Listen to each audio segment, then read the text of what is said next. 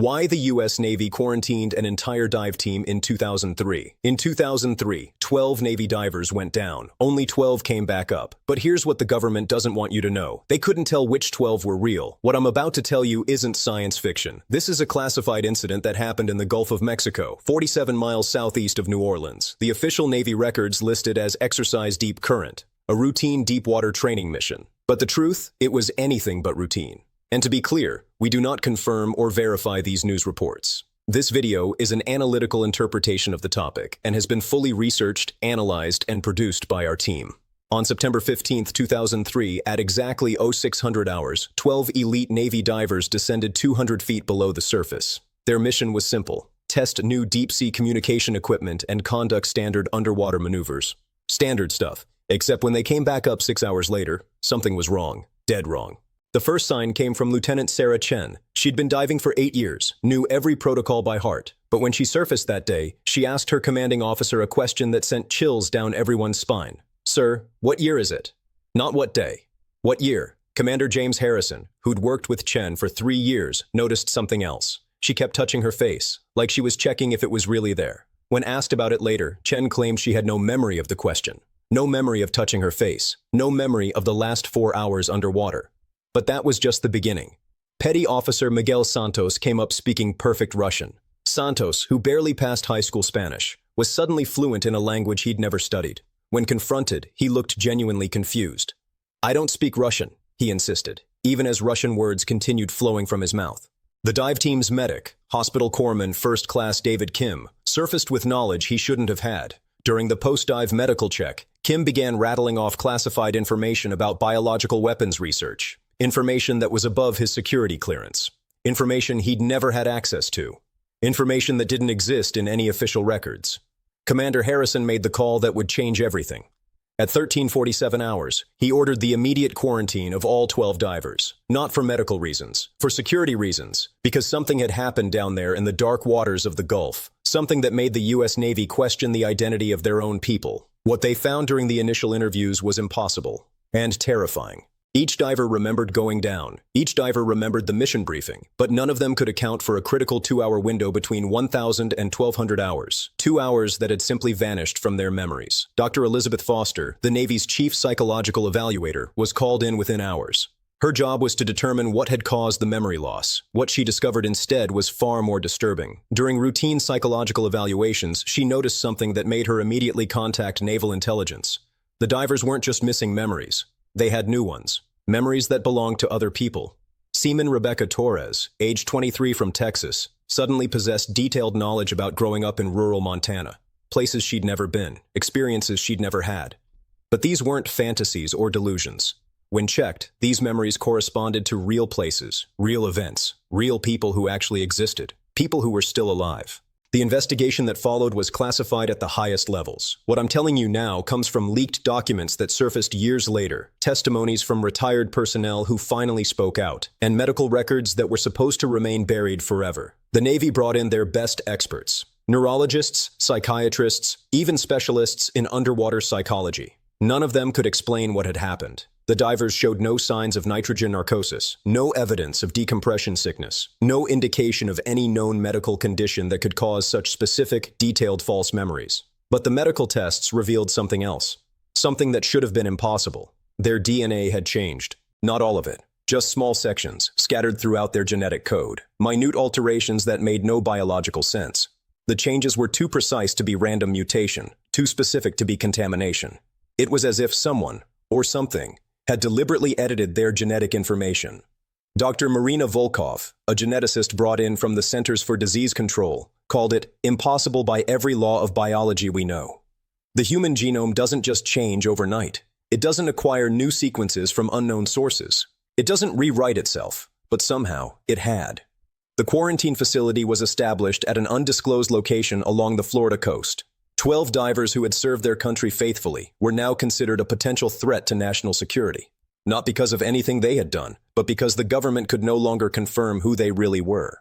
The first breakthrough came on day 4 of the quarantine. During a routine blood draw, Hospital Corpsman Kim began describing a procedure he'd never learned. He walked Dr. Foster through a complex surgical technique that wasn't in any medical textbook. When asked where he'd learned it, Kim paused. a look of confusion crossing his face. I don't know, he whispered. It's like the information is just there, like someone put it in my head. That night, Kim began speaking in his sleep.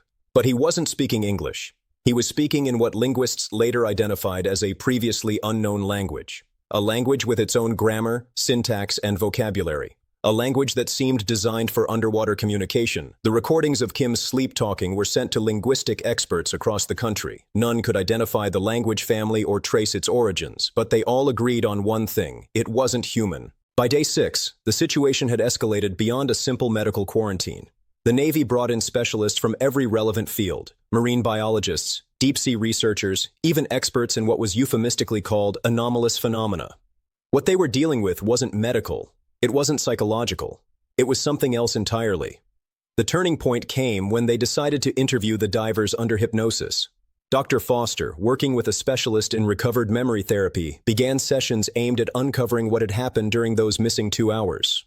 What they found changed everything. Under deep hypnosis, Seaman Torres began describing their descent in perfect detail. The water temperature, the visibility, the feeling of the current against her diving suit. Standard details that matched the official logs. But then, at exactly 1,000 hours, her account diverged from anything in the mission reports.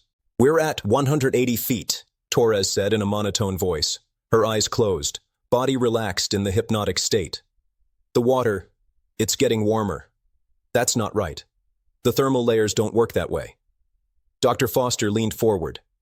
This was new information. The official temperature readings showed consistent cold water throughout the dive. "What do you see?" Foster asked. "Lights," Torres replied. "Blue lights, moving in patterns, geometric patterns. They're responding to us. When we move, they move. When we stop, they stop." The session continued. Under hypnosis, Torres described encountering structures on the seafloor, not natural formations.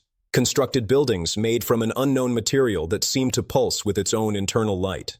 And inside those structures, they had found something that defied explanation. "They look like us," Torres whispered, her voice barely audible. "Exactly like us. But they're not us. They're watching, learning, copying." When Torres was brought out of hypnosis, she remembered nothing of what she had said. Just like before, the last thing she recalled was beginning the descent at 600 hours. The other divers were hypnotized one by one. Each told the same story, with minor variations. They had encountered intelligent beings living in constructed habitats 200 feet below the surface of the Gulf of Mexico. Beings that possessed the ability to perfectly mimic human appearance and, apparently, human genetics. But the most disturbing revelation came from the final interview subject, Commander Harrison himself. Under hypnosis, Harrison described being separated from his team during the encounter. While the other divers were being studied by these entities, Harrison had been taken deeper, to a larger structure he described as a laboratory that makes our most advanced facilities look primitive. "They showed me things," Harrison said during his session. "Images, data, information about every person on our team. Not just surface information, everything. Our memories, our fears, our dreams. They were downloading us." Dr. Foster's hands were shaking as she took notes. "What did they want?" "To understand us," Harrison replied. "To become us. They've been watching humanity for a very long time, learning how we work, how we think, how we live, and they finally figured out how to replicate us perfectly." Harrison went on to describe seeing tanks filled with what he initially thought were spare diving equipment. But as he looked closer, he realized they weren't equipment. They were bodies. Perfect human bodies, suspended in some kind of preservation fluid. Bodies that looked exactly like his team. The implications were staggering. If these beings could perfectly copy human appearance and genetics, how could anyone verify who was real and who wasn't? How could the military or anyone trust that the people around them were actually human? The decision came from the highest levels of government. The 12 divers would remain in quarantine indefinitely, not as prisoners, but as subjects of an ongoing investigation into what they had encountered and whether they were still completely human. But here's where the story gets even more disturbing. 3 months into the quarantine, something happened that proved the government's worst fears were justified. On December 18, 2003, at 0300 hours, the quarantine facility's security cameras captured something impossible. In the sealed wing where the divers were housed, a figure appeared in the hallway. A figure that looked exactly like Seaman Torres. The problem? Torres was in her room, sedated and under continuous monitoring. The security footage showed her sleeping peacefully at the exact same time another version of her was walking the halls. The facility went into immediate lockdown. Armed guards, additional cameras, and round-the-clock surveillance were implemented, but it was too late. Over the following weeks, duplicate sightings became more frequent. Multiple versions of the same divers were spotted in different locations within the facility. Dr. Foster's final report, leaked years later, contained a conclusion that no one wanted to hear. We can no longer verify the identity of any personnel involved in this incident. The entities encountered during Exercise Deep Current appear to possess capabilities that exceed our understanding of biology, genetics, and human identity itself. The 12 divers were transferred to an even more secure facility. Their families were told they had died in a diving accident. Official records were altered, mission reports were classified, and everyone involved was sworn to secrecy under threat of court-martial. But the story doesn't end there.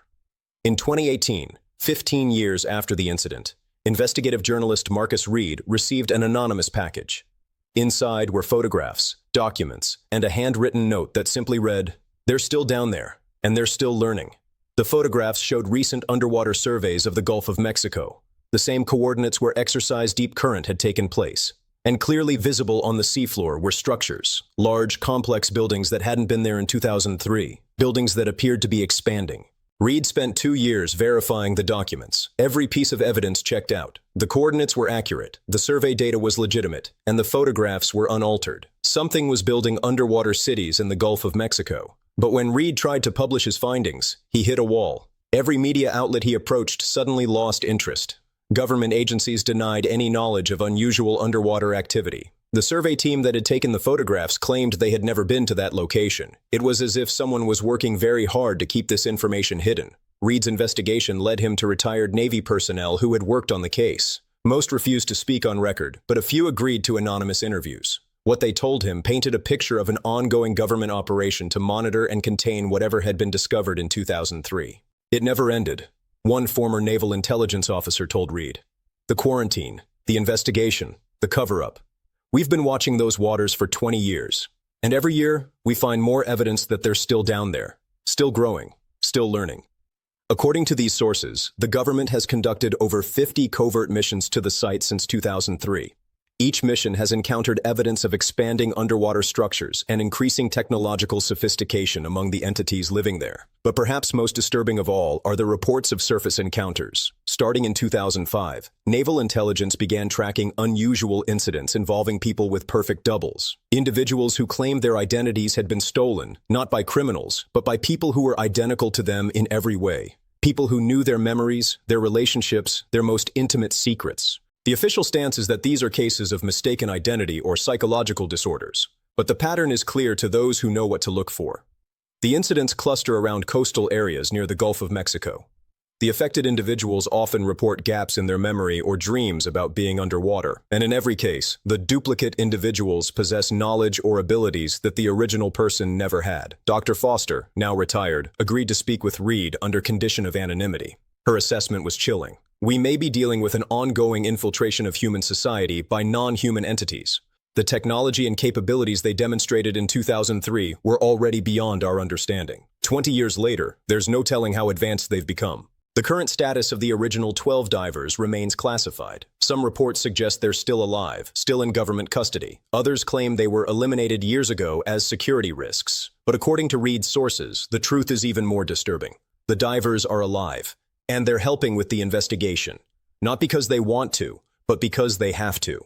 The genetic modifications they underwent during their encounter continue to evolve. They've become living databases of information about the entities they encountered. Their minds contain maps of underwater cities, blueprints for unknown technology, and communication protocols for species that shouldn't exist. They've become bridges between two worlds. Human enough to communicate with us, but changed enough to understand what's happening beneath the waves. The most recent developments are classified at levels beyond normal government secrecy, but leaked communications suggest that contact has been established, not just encounter, active ongoing communication between human authorities and the entities in the Gulf. And the news isn't good. According to these leaked reports, the entities have been using the past 20 years to study human society, human technology, and human weaknesses. They've been preparing for something.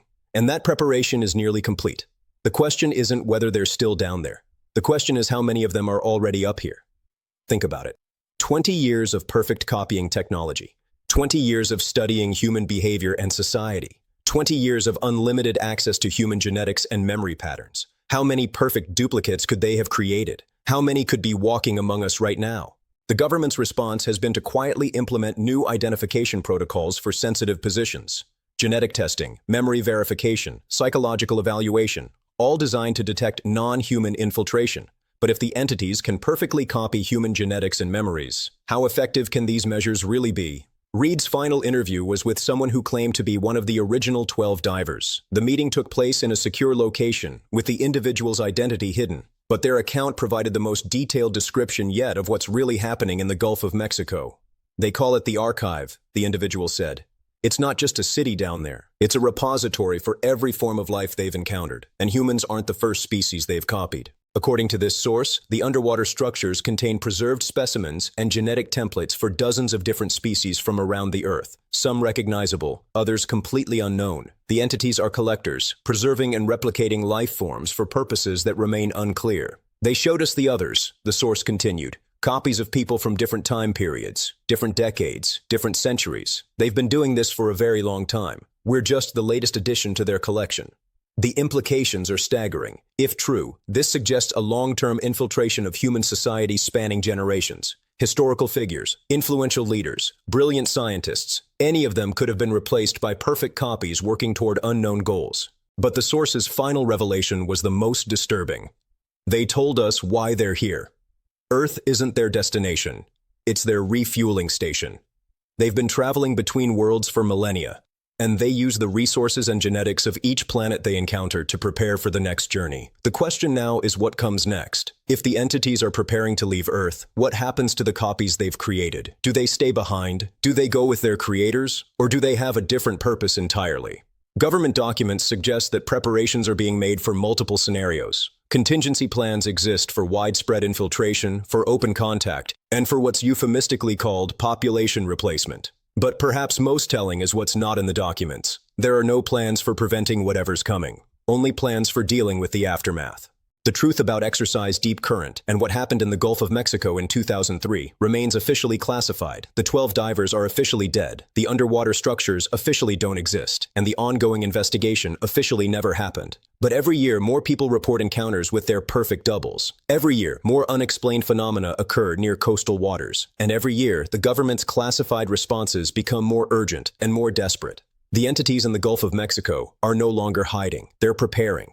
And according to those who claim to know, we're running out of time to figure out what they're preparing for. The question isn't whether the U.S. Navy quarantined an entire dive team in 2003. The question is whether the people who came back up were really the same people who went down. And based on everything we now know, the answer is terrifying. They weren't. The real Navy divers are still down there, 200 feet below the surface of the Gulf of Mexico, preserved in that underwater laboratory, serving as templates for perfect copies that have been walking among us for 20 years. Copies that have been watching, learning, and preparing for whatever comes next. The quarantine never ended. It just expanded to include all of us. Because in a world where perfect human copies can be created at will, how do any of us know who we really are? How do we know we're not copies ourselves? The truth about 2003 isn't just a story about 12 Navy divers. It's a warning about the future of humanity itself. And that future may already be here. Swimming up from the depths of the Gulf of Mexico, one perfect copy at a time.